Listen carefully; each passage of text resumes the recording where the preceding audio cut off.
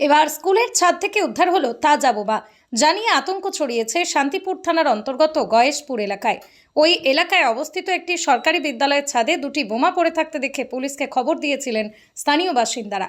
এরপর পুলিশের পক্ষ থেকে আবারও বম্ব স্কোয়াডকে খবর দেওয়া হয়। তারপর তাজা বোমা দুটি উদ্ধার করে শান্তিপুরে একটি নির্দিষ্ট জায়গায় নিয়ে গিয়ে বোম দুটি নিষ্ক্রিয় করা হয়। উল্লেখ্য, স্কুলের ছাদের উপর কে বা কারা এবং কোন উদ্দেশ্য নিয়ে বোম রেখেছিল তা জানতে ঘটনার তদন্ত শুরু করেছে শান্তিপুর থানার পুলিশ।